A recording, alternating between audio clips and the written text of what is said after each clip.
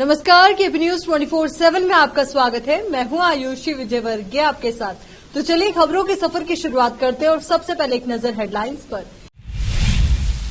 BRS कायर Y नूरथम सोमवार को तेलंगाना राज्य एससी निगम के अध्यक्ष के रूप में शपथ लेंगे।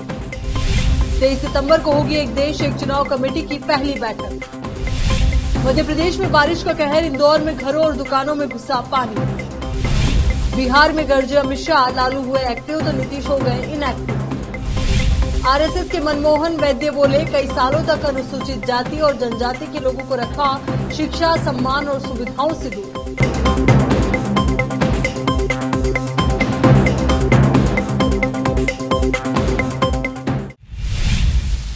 अब देखते हैं समाचार विस्तार से। तेलंगाना राज्य एससी निगम के अध्यक्ष वाई नूरथम ने आज जहीराबाद में एक संवाददाता सम्मेलन को संबोधित करते हुए कहा कि मुख्यमंत्री के चंद्रशेखर राव ने उनकी सार्वजनिक सेवाओं को देखते हुए उन्हें एससी निगम के अध्यक्ष के रूप में नामित किया है और वो सोमवार सुबह 10 बजे डीएसएस भवन हैदराबाद में पद की शपथ लेंगे। वाई नूरथम ने आश्वासन दिया कि वो तेलंगाना राज्य के पिछड़े वर्गों के कल्याण के लिए अपना सर्वश्रेष्ठ प्रयास करेंगे। उन्होंने ये भी कहा कि बीआरएस प्रमुख चंद्रशेखर राव तेलंगाना के मुख्यमंत्री की कल्याण योजनाओं से प्रभावित थे। वो कांग्रेस पार्टी छोड़कर बीआरएस में शामिल हो गए हैं। उन्होंने तेलंगाना के लोगों, विशेषकर जहीराबाद विधानसभा क्षेत्र के लोगों से बीआरएस में शामिल होने का अनुरोध किया ताकि सिंहारा तेलंगाना के सपने को शर्मसार किया जा सके। इस मौके पर सैयद मसूद हुसैन, शाकी उस्ताद समेत अन्य मौजूद रहे। कैमरामैन नेमतुल्ला के साथ जहीराबाद से रिजवान की रिपोर्ट। 15 సంవత్సరాల నుంచి ప్రజల మధ్య తిరుగుతూ ప్రజాసేవలో భాగంగా ఉంటున్న, అదేవిధంగా ఏంటంటే ఉన్నతమైన ఉద్యోగం వదిలిపెట్టి ప్రజాసేవ చేయాలని ఉండడం జరిగింది. అయితే దానిని గుర్తించి రాష్ట్ర ముఖ్యమంత్రి వర్యులు, బీఆర్ఎస్ పార్టీ అధ్యక్షులు, అదేవిధంగా ఏంటంటే రాష్ట్ర ఆర్థిక మంత్రి హరీష్ రావు గారి ప్రోద్బలంతో టీఆర్ఎస్ పార్టీలో జాయిన్ కావడం జరిగింది. అయితే వారు నా సేవలను గుర్తించి నియోజకవర్గానికే పరిమితం కాకుండా ఈరోజు రాష్ట్రం మొత్తం సేవలు అందించే విధంగా రాష్ట్ర ఎస్సీ కార్పొరేషన్ చైర్మన్ పదవి బాధ్యతలు అప్పచెప్పడం జరిగింది. వారికి నా యొక్క కృతజ్ఞతలు. అయితే నాకు ఇంత చక్కటి అవకాశం కల్పించినందుకు మరొకసారి నేను వారి కృతజ్ఞుడిని.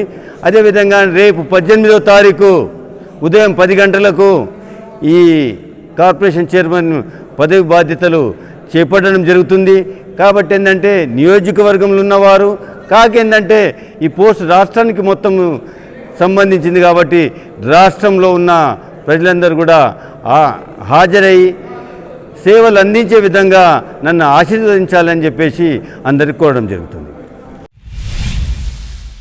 एक देश एक चुनाव को लेकर बनाई गई समिति की पहली बैठक 23 सितंबर को पूर्व राष्ट्रपति और समिति के अध्यक्ष रामनाथ कोविंद की मौजूदगी में बैठक होगी। साथ ही इस कमेटी में गृह मंत्री अमित शाह, कांग्रेस नेता अधीर रंजन चौधरी, गुलाम नबी आजाद, एनके सिंह, सुभाष सी कश्यप, हरीश साल्वे और संजय कोठारी सदस्य के रूप में बैठक में शामिल होंगे। इससे पहले 3 सितंबर को समिति के अध्यक्ष को कानून मंत्रालय के शीर्ष अधिकारियों ने प्रारंभिक जानकारी दी थी। बता दें कि इससे पहले एक देश एक चुनाव पर केंद्र सरकार ने 8 सदस्यीय समिति का गठन कर दिया था। कानून मंत्रालय ने इसे लेकर एक अधिसूचना भी जारी की थी। इसमें कहा गया है कि राष्ट्रीय हित में देश में एक साथ चुनाव कराना जरूरी है। ऐसे में भारत सरकार एक साथ चुनाव कराने के मुद्दे की जांच करने के लिए उच्च स्तरीय समिति का गठन करती है। कानून मंत्रालय के मुताबिक इस समिति का नेतृत्व पूर्व राष्ट्रपति रामनाथ कोविंद करेंगे। मध्य प्रदेश में लगातार हो रही बारिश के कारण हालात खराब हो गए हैं। मौसम विभाग ने सूबे के कई जिलों में भारी बारिश का रेड अलर्ट जारी किया है। प्रदेश में भारी बारिश के कारण कई नदियां उफान पर है। इंदौर में भारी बारिश से कई इलाकों में पानी भर गया है। वहीं उज्जैन में बारिश का पानी लोगों के घरों और दुकानों में घुस गया, जिससे लोगों को परेशानियों का सामना करना पड़ रहा है। वहीं सड़कें नदियों में तब्दील दिखाई दी। आलम यह रहा कि पानी सड़क किनारे खड़े ठेले को भी अपने साथ बहा ले जा रही है। भारी बारिश के कारण कई घरों को भी नुकसान पहुंचा है। वहीं मूसलाधार बारिश के कारण बाढ़ के पानी में फंसे लोगों को एसडीआरएफ ने रेस्क्यू कर सुरक्षित जगहों पर पहुंचाया। वहीं प्रशासन ने मध्य प्रदेश के 4 जिलों के स्कूलों और कॉलेजों में छुट्टी घोषित कर दी है। जम्मू कश्मीर के अनंतनाग में भारतीय सेना और आतंकियों के बीच मुठभेड़ चल रही थी। क्यूरी में भी आतंकियों ने घुसपैठ की कोशिश की। इस दौरान एनकाउंटर में भारतीय सेना ने तीनों आतंकियों को ढेर कर दिया। जानकारी के मुताबिक भारतीय सेना और जम्मू कश्मीर पुलिस के संयुक्त ऑपरेशन में बारामूला के उरी सेक्टर में LOC के पास आज सुबह घुसपैठ की कोशिश को नाकाम कर दिया गया। आतंकवादियों ने घुसपैठ की कोशिश की और सतर्क सैनिकों ने नाकाम कर तीनों आतंकवादियों को भारतीय सेना ने मार गिराया और 2 के शव भी बरामद कर लिए गए हैं, लेकिन एक आतंकी का शव बरामद नहीं किया जा सका क्योंकि LOC पर पाक पोस्ट की तरफ से गोलीबारी हो रही थी। यहाँ रुक रहे एक छोटे से ब्रेक के लिए, जल्द हाजिर होंगे।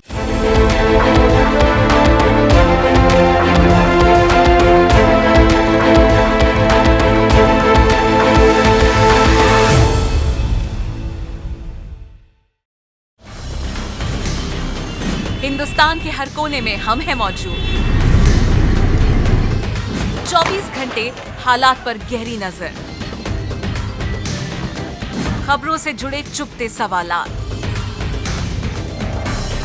और आपको दिखाता है धार्मिक, सामाजिक, राजनीतिक,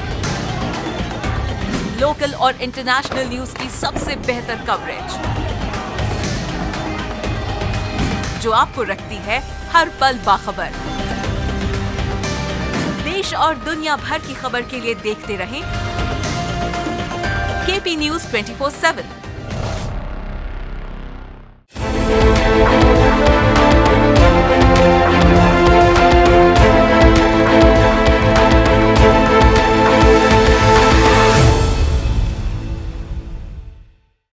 ब्रेक के बाद एक बार फिर से आपका स्वागत है। RSS के संयुक्त महासचिव मनमोहन वैद्य ने SC और ST समुदाय को लेकर बड़ा बयान दिया। साथ ही उन्होंने मणिपुर हिंसा को लेकर भी चिंता जताई। मनमोहन वैद्य शनिवार को महाराष्ट्र के पुणे में बोल रहे। मनमोहन वैद्य ने कहा कि हमारे समाज ने कई सालों तक SC और ST समुदायों को सम्मान, सुविधाओं और शिक्षा से वंचित रखा है। उन्हें एक साथ लाने के लिए संविधान समर्थित आरक्षण है, उन्हें मिलना चाहिए। न्यूज एजेंसी ANI के अनुसार उन्होंने कहा कि अन्य आरक्षणों की मांगे राजनीतिक है, इसलिए हमने इस पर चर्चा नहीं की।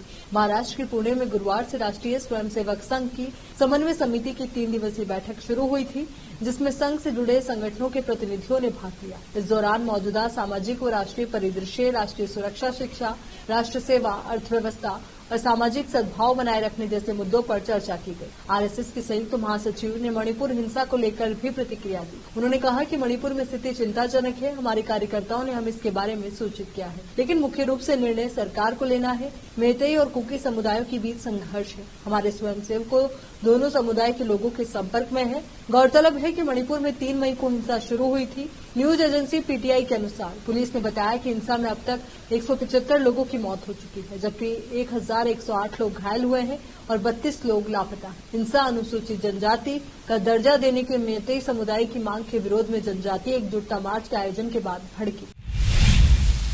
गृह मंत्री अमित शाह शनिवार को बिहार के मधुबनी के झंझारपुर में दौरे पर पहुंचे हैं। यहां पर उन्होंने रैली भी की। साथ ही जनसभा को संबोधित करते हुए लालू यादव और नीतीश कुमार पर जमकर निशाना साधा। उन्होंने कहा कि इस भूमि ने दुनिया में मधुबनी पेंटिंग से न सिर्फ मिथिलांचल बल्कि देश दुनिया में पहुंचाने का काम किया है। मैं बिहार की जनता का हृदय से धन्यवाद करना चाहता हूं। कुछ दिन पहले लालू नीतीश ने फतवा जारी किया कि बिहार में रक्षाबंधन और जन्माष्टमी की छुट्टी नहीं होगी, लेकिन इसके बाद जनता ने जो आक्रोश दिखाया, मैं उसका सम्मान करता हूं। गृहमंत्री ने आगे कहा कि हर रोज बिहार के अंदर गोलीबारी, लूट, अपहरण, पत्रकारों की हत्या, दलितों की हत्या के किस्से बढ़ते जा रहे हैं। रेलवे मंत्री रहते हुए लालू जी ने अरबों का भ्रष्टाचार किया। ये यूपीए नाम के साथ नहीं आ सकते, इसलिए इन्होंने इंडिया गठबंधन नाम रखा है। नाम कोई भी बदले, ये वही लालू प्रसाद यादव है जिसने बिहार को सालों तक पीछे धकेलने का काम किया है। शाह ने कहा कि बिहार में बड़े बदलाव की जरूरत है। सरकार नहीं, सुशासन चाहिए। गुंडा राज नहीं, जनता राज चाहिए। 3 दशक से ज्यादा समय में जिन लोगों की सत्ता में भागीदारी रही है, वो ईमानदारी से काम कर लेते तो हमारे बच्चों को बाहर जाने की जरूरत नहीं पड़ती। शाह ने कहा कि दरभंगा एम्स पर नीतीश बाबू बोलते रहते हैं। बहुत कम प्रदेश है जहां पर 2 एम्स दिए गए हैं। मोदी जी ने पटना में एम्स दिया। साल 2020 दिसंबर में दरभंगा में दूसरा एम्स दिया। नीतीश जी ने 81 एकड़ भूमि दे दी, पहले मेडिकल कॉलेज में, बाद में इसको वापस ले लिया। अगर नीतीश जी ने भूमि वापस ना ले ली होती तो आज यहाँ पर भी एम्स बन गया होता और यहाँ पर मरीजों का इलाज हो रहा होता। आपके राष्ट्रीय संयोजक और दिल्ली के सीएम अरविंद केजरीवाल ने अनंतनाग एनकाउंटर के बाद पीएम मोदी पर सवाल उठाया। उन्होंने शनिवार को छत्तीसगढ़ के जगदलपुर में एक जनसभा को संबोधित करते हुए बीजेपी को निशाने पर लिया। अरविंद केजरीवाल ने कहा कि पूरा देश सैनिकों की शहादत पर बहुत दुखी, लेकिन ज्यादा दुख इस बात का है कि जिस वक्त मुठभेड़ हो रही थी, हमारे सैनिक शहीद हुए, उस वक्त दिल्ली में बीजेपी मुख्यालय में जश्न मनाया जा रहा था। हम मान सकते हैं कि जब जश्न मनाना शुरू हुआ तब मुठभेड़ नहीं हुई होगी, लेकिन उसी दौरान खबर आई कि प्रधानमंत्री, गृह मंत्री, रक्षा मंत्री तीनों वहां जश्न मना रहे थे। दिल्ली के सीएम ने आगे कहा, क्या जश्न को रोका नहीं जाना चाहिए था? क्या जश्न मनाना सही था? पूरे देश को दुख हुआ। आज 4 दिन हो गए हैं और 4 दिन पहले जवान अनंतनाग मुठभेड़ में शहीद हो गए थे, लेकिन अभी तक पीएम मोदी ने एक भी शब्द नहीं कहा। पीएम मोदी से सवाल करते हुए अरविंद केजरीवाल ने कहा कि आप क्यों नहीं बोल रहे हैं? क्या आपको दुख नहीं होता? एक ट्वीट नहीं किया, हर चीज पर ट्वीट करने वाले पीएम और गृह मंत्री नहीं बोले। क्या मजबूरी है इनकी? दरअसल इन्हें देश से कोई लेना देना नहीं। भारत के इंडिया नाम के विवाद को लेकर भी आप नेता ने बीजेपी को आड़े हाथों लिया। उन्होंने कहा कि कुछ दिन पहले 28 विपक्षी पार्टियां ने एक गठबंधन बनाया, उसका नाम इंडिया रखा। इससे बीजेपी वाले इतने बौखला गए कि बोले अब देश का नाम बदलेंगे। बीजेपी पर हमला जारी रखते हुए अरविंद केजरीवाल ने कहा कि क्या इंडिया तुम्हारे पिताजी का है? इंडिया 140 करोड़ लोगों का है, 140 करोड़ भारतीयों का है, 140 करोड़ लोगों का भारत। मैं बीजेपी को चुनौती देना चाहूंगा कि हिम्मत है तो इंडिया का नाम बदल कर दिखाओ। यहाँ रुक रहे एक और छोटे से ब्रेक के लिए जल्द हाजिर हूँ।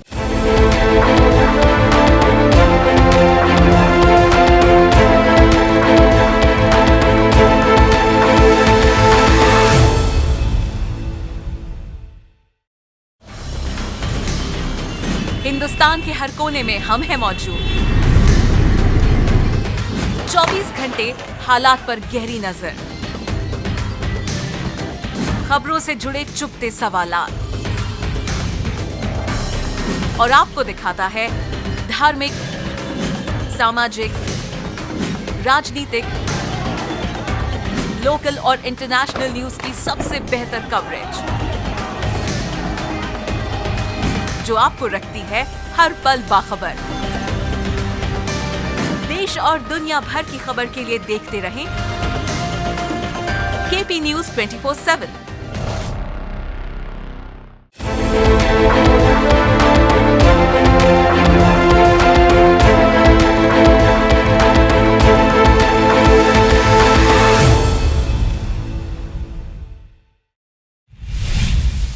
ब्रेक के बाद बढ़ते हैं आगे। भारत के पड़ोसी देश चीन से हैरान कर देने वाला मामला सामने आया है। एक स्कूल की टीचर ने 9 साल के बच्चे की शरारतों से परेशान होकर उसे इतना मारा कि उसका सिर फट गया। दरअसल चीन के हुनान प्रांत में जब बच्ची स्कूल में पढ़ने के लिए गई, तभी किसी बात से गुस्सा होकर टीचर ने उसके सिर पर मेटल रूलर से मार दिया।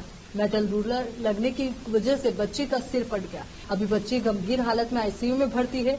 बच्ची बोकाई मिक्सीहू प्राइमरी स्कूल में पढ़ती है। आरोपी टीचर का नाम सोंग माओमिंग है। मीडिया रिपोर्ट्स के मुताबिक चोट लगने के बाद टूटी हुई हड्डी के टुकड़े बच्ची के सिर में अटके थे। हालत गंभीर होने पर तुरंत सर्जरी की गई। चीन के डॉक्टर्स ने बताया कि सर्जरी लगभग 5 घंटे तक चली, क्योंकि बच्ची के सिर से हड्डी के टुकड़ों को निकालना बहुत मुश्किल काम था। फिलहाल बच्ची को निगरानी में रखा गया है और उसकी हालत नाजुक बनी हुई है। इस घटना के बाद पुलिस ने बच्चे को प्रताड़ित करने वाली टीचर को भी गिरफ्तार कर लिया है। राजस्थान में चारों दिशाओं से बीजेपी की परिवर्तन यात्रा के चलते सियासी गलियारों में हलचल है। बीजेपी के वरिष्ठ नेता और राजस्थान विधानसभा के पूर्व स्पीकर कैलाश मेघवाल को पार्टी से बाहर का रास्ता दिखा दिया गया। दरअसल राजस्थान में अगले साल विधानसभा चुनाव होने वाले हैं।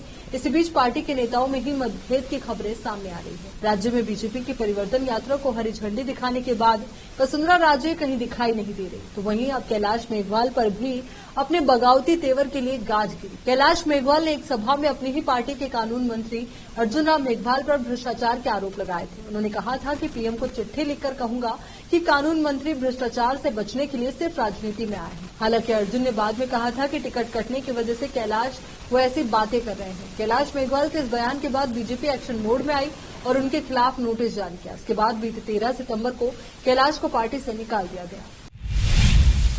लखनऊ में शुक्रवार देर रात बड़ा हादसा हो गया। यहां पर सोते सोते एक पूरा परिवार खत्म। पुलिस के मुताबिक रेलवे कॉलोनी में एक परिवार रात में खाना खाने के बाद सो गया।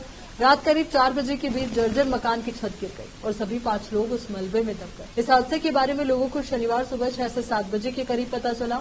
बताया जा रहा है कि शनिवार सुबह मृतक के बेटे को उसका दोस्त बुलाने के लिए पहुंचा। उसने घर का दरवाजा खटखटाया लेकिन कोई रेस्पॉन्स नहीं मिला। इसके बाद उसने खिड़की से झांक कर देखा तो मकान की छत गिरी हुई थी। लड़के ने तुरंत इस बारे में मोहल्ले के लोगों को बताया। आसपास के लोगों ने इसकी सूचना पुलिस को दी। पुलिस ने शवों को पोस्टमार्टम के लिए भेज दिया है। रिपोर्ट्स के मुताबिक मृतकों की शिनाख्त सतीश चंद्र 40 वर्ष, पत्नी सलोनी देवी 35 वर्ष, बेटा हर्षित 13 वर्ष, बेटी हर्षिता 10 वर्षीय और बेटा अंश 5 वर्ष के रूप में हुई है। एक्टर टाइगर श्रॉफ की much awaited film hero number 1 काफी सुर्खियों में है। मीडिया रिपोर्ट्स के मुताबिक फिल्म में ऋतिक रोशन की कजिन पर शमीना रोशन ने एंट्री मारी है। वो टाइगर के साथ रोमांस करती नजर आएंगी। हालांकि इसे लेकर कोई भी ऑफिशियल अनाउंसमेंट नहीं हुई। इस फिल्म में 2 हीरोइन होने वाली है। शमीना के अलावा सारा अली खान भी दर्शकों को एंटरटेन करती नजर आने वाली है। आखिर में देखते एक बार फिर से हेडलाइंस। बीआरएस कायर वाई नूर्थम सोमवार को तेलंगाना राज्य एससी निगम के अध्यक्ष के रूप में शपथ लेंगे। 23 सितंबर को होगी एक देश एक चुनाव कमेटी की पहली बैठक। मध्य प्रदेश में बारिश का कहर, इंदौर में घरों और दुकानों में घुसा पानी। बिहार में गरजे अमित शाह, लालू हुए एक्टिव तो नीतीश हो गए इनएक्टिव। आरएसएस के मनमोहन वैद्य बोले, कई सालों तक अनुसूचित जाति और जनजाति के लोगों को रखा शिक्षा, सम्मान और सुविधाओं से दूर।